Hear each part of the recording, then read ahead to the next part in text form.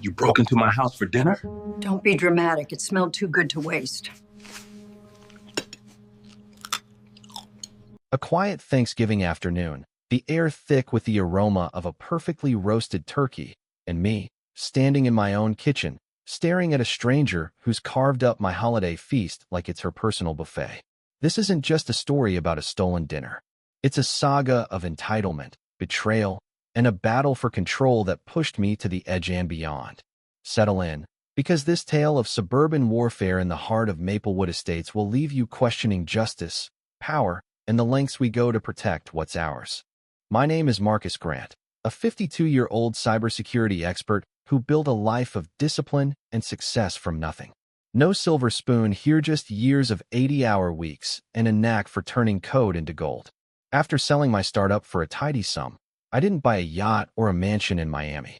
I bought land in Willow Creek, a sleepy town in Virginia, and created Maplewood Estates, a neighborhood of my own design.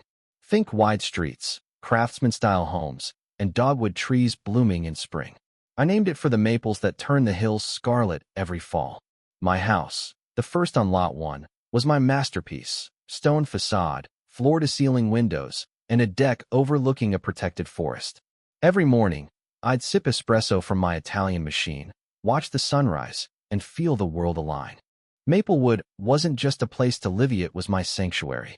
As president of the HOA, I set simple rules. Keep your yard neat, respect quiet hours, and don't park like a jackass. For 3 years, it was paradise.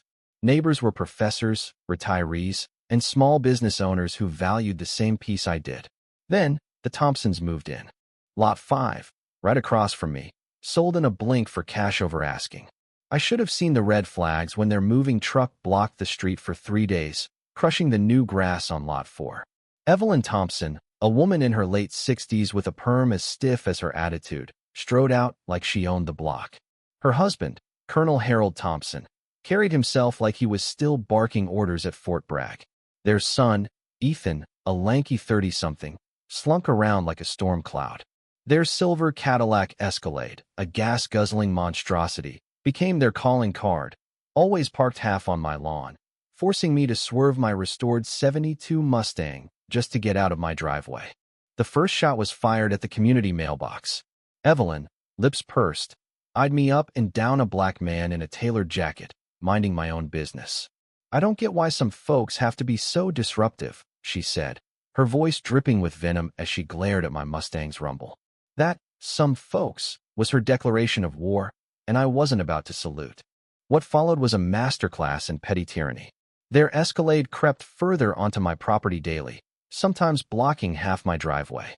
I tried the neighborly approach, knocking politely. Evelyn smirked through a cracked door. "Plenty of room if you're a careful driver," she snapped, then slammed it shut. Notes I left under their wiper were tossed onto my lawn, crumpled like her manners. Trash bins lingered curbside for weeks, reeking in the Virginia heat. Their TV blared game shows and cop dramas so loud I could hear them from my study. Ethan's late-night arguments with Evelyn echoed across the street, her shrieks about his wasted life piercing my once quiet nights. I documented every infraction. My security system, with cameras sharper than a hawk's eye, captured the Escalade's trespasses, time-stamped and filed in a folder I called the Thompson Takedown.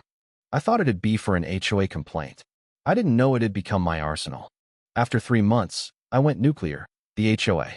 As its architect, I held the gavel, but my own bylaws tied my hands. I couldn't just evict them, I had to play by the rules. I filed a formal complaint, complete with photos, noise logs, and property line surveys. The management company sent a notice citing violations: parking, trash, noise. The Thompsons had 14 days to comply or face a $25 fine. They didn't budge. A second notice upped the fine to $50. That's when Harold unleashed a 4-page legal tirade, accusing the HOA of targeted persecution and hinting my complaints were racially motivated. The management company, spooked, suggested mediation. I tried the police next, but when the Escalade blocked my guests one evening, the cops shrugged.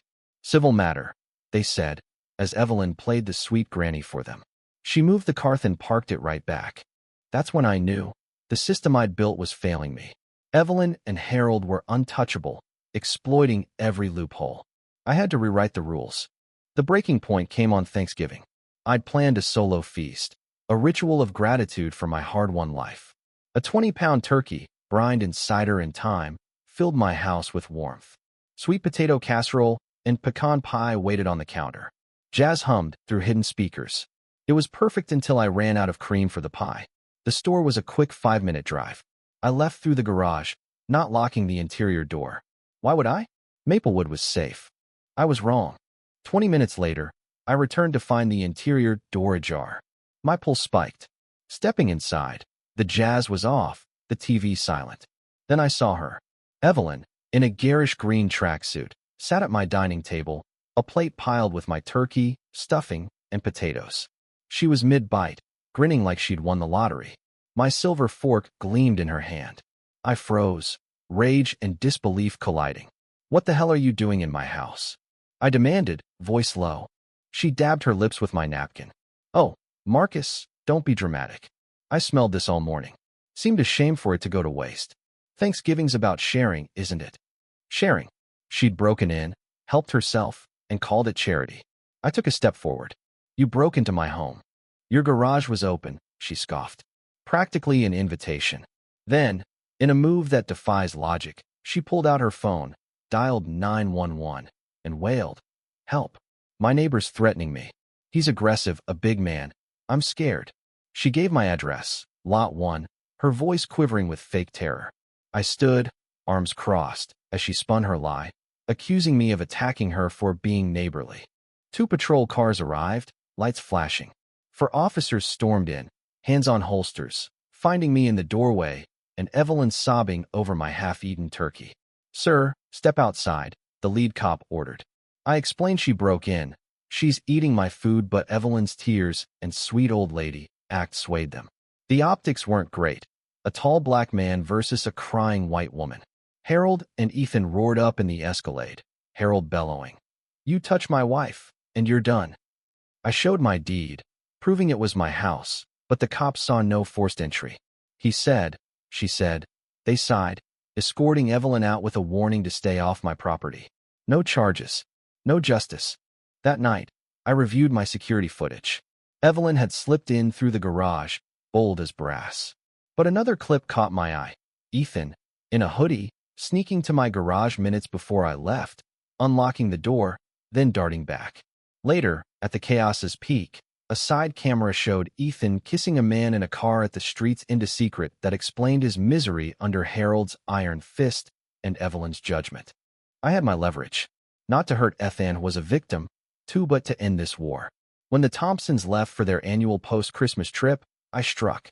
Their Escalade, parked on my lawn as a final taunt, was my target. I owned a vacant lot downtown, fenced and forgotten.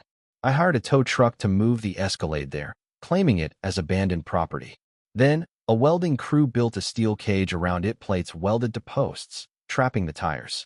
It couldn't move an inch without a cutting crew. I glued a laminated notice to the window. Vehicle towed for trespassing on Lot 1. $200 daily storage fee. Contact owner for release. Industrial extraction required. I sent Ethan a text from a burner phone. "Your secret's safe, but your parents must sell the house.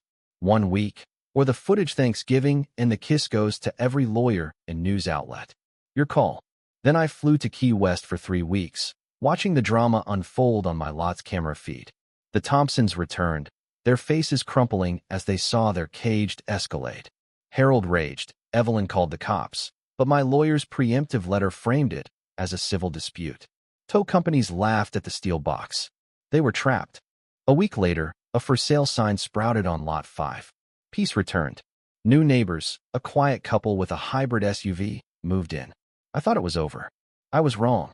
6 months later, a process server handed me a lawsuit. The Thompsons were suing me and my holding company for millions, claiming emotional distress, property damage, and harassment. They painted me as a vengeful tyrant, erasing their trespasses. My lawyer, Diane, called it a slap suit intimidation, not justice. "They think you'll settle," she said. I didn't. I wanted to crush them. Depositions were brutal. I stayed calm, detailing their violations with precision. Evelyn wept theatrically, claiming she feared me. Harold leaned on his military record, demanding respect. Then came Ethan. He looked broken, reciting their script about my aggression. But Diane saw the crack. She asked about Thanksgiving, noting my locked door habit. A neighbor's doorbell cam showed Ethan unlocking my garage. Under oath, Diane pressed. "Did you unlock the door knowing your mother would enter?" Ethan crumbled. "Yes," he sobbed. "I did it." The room exploded. Harold screamed, "Traitor!" Their lawyer, a sleaze named Vernon, froze.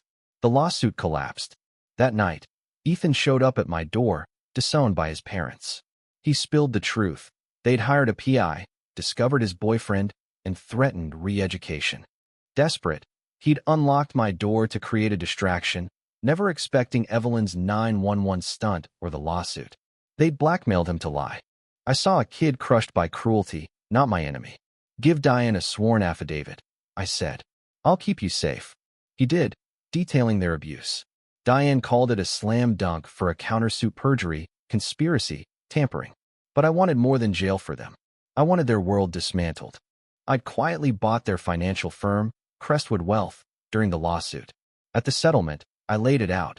Dismiss the suit, pay my fees, sign an NDA, or face felony charges and financial ruin. I owned their money. Harold, deflated, signed. The war was over. I funded Ethan's college and an apartment in Portland, where he and his boyfriend started fresh. A postcard arrived. "Thank you. Maplewood is serene again. My mornings are coffee and birdsong." The Thompsons might sue for their extraction costs, but Diane says, let them try. My takedown file is my shield, and Ethan's freedom is my victory, not just over a car, but over hate. What do you think? Was my revenge too far, or did they deserve it? Share your thoughts below, especially on bullying and injustice. Where do you stand? Let's talk.